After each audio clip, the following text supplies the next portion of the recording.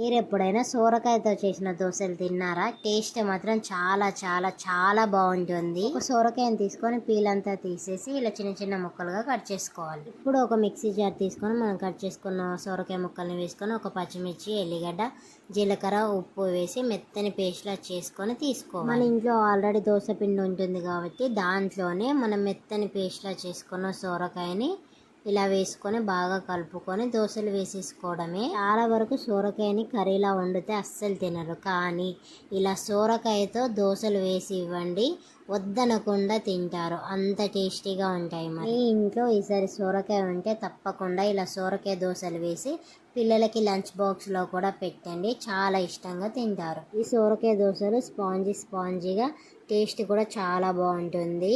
ఇలాంటి మంచి మంచి ఫుడ్ రెసిపీ చూడాలి అనుకుంటే వెంటనే మన ఛానల్ని ఫాలో అవ్వండి. Please like, share, subscribe our channel.